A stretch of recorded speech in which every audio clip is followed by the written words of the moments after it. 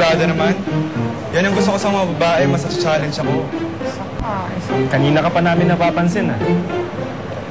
Mukha yatang nag-iisa kang umiinom. A pretty girl like you shouldn't be drinking alone. We'll keep you company. Hanggang umaga pa if you like. Well, I don't like. Kaya pwede ba?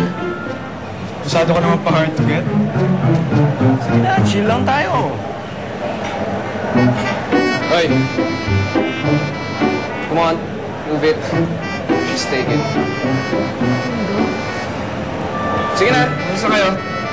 Bye. Sorry. No shot. Blue.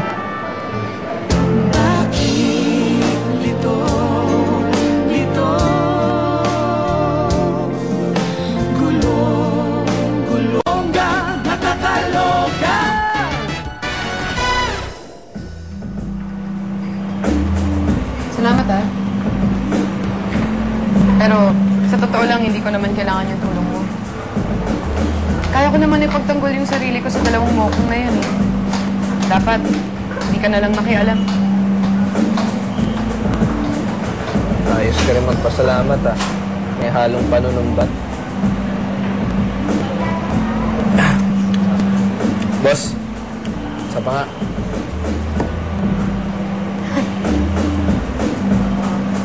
Sunod-sunod ang inom mo, ah. Hindi ka naman pala inom dati. Hirap mo ngang yayain gumimik, eh. Paano mo naman nalaman? Nabalitaan ko lang.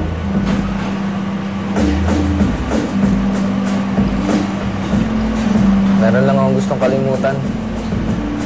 Isang nakaraan na mahirap takasan. Babae yan, no?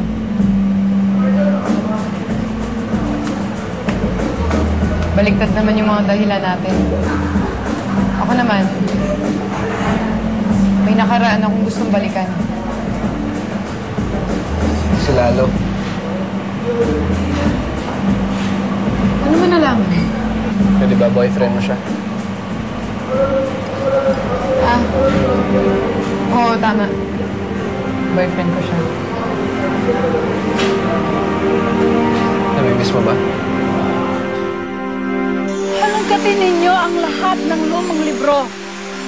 Kailangan makahanap tayo ng dasal na makakapag-alis ng sumpa ni Sarah. Nangako ako sa kanya na tutulungan natin siyang makapalit sa kanyang dating pagkatao.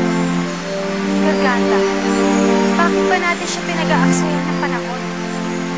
Nagkasala siya. Namatay si Ada dahil sa kanya. Hindi ba dapat nagdurusa na siya? Sobra. Gusto ko na siyang bumalik. Ang hirap nung wala siya. Hindi mo lola sa simula lang yung ganyan. But the old saying that time heals all wounds. Totoo yun.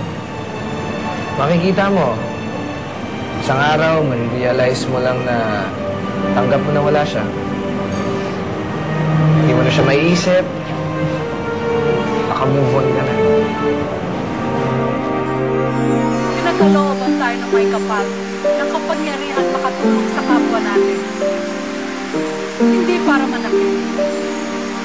Hindi tayo Diyos para makisga at magpataw ng kaparusahan. Ginawa na natin lahat para kumontra dun sa sumpa. Nabigo tayo. Yun nga ang kinalulungkot ko, eh. Nararamdaman ko na habang tumatagal, nawawala na siya sa akin. Natatakot ako na makatuluyan na siyang maglaho.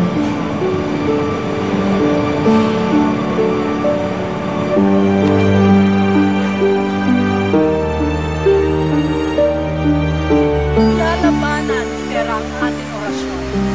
Pero hindi magtatagal. Mababawasan ang kanyang kapangyarihan. At kapag nangyari yun, hihina ang bisa ng sumpa niya. Kasiraan sa ating mga babaylan ang ginawa ng kapatid mong si Sarah. Nilabag niya ang sagradong Diyos. Hindi dapat siya magtagumpay. Alam mo yun.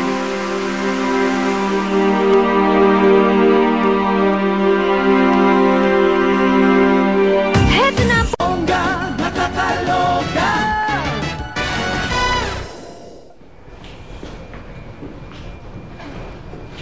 Eto na unit ko. Salamat sa paghatid, ah. Pero, sa totoo lang, hindi mo naman talaga kailangan gawin yun, eh. Kasi alam mong kaya mo. Talaga? O sige, dis ka na. Okay na ako. Nasaan na susi ko?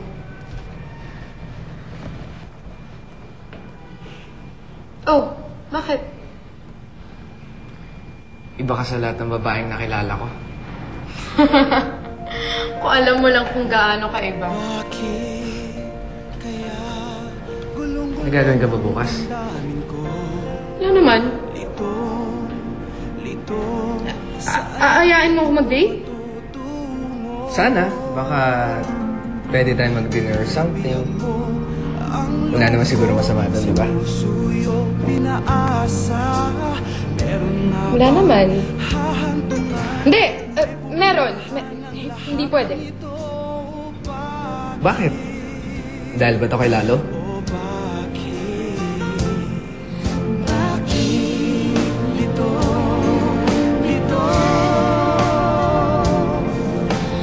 Wala na si Lalo.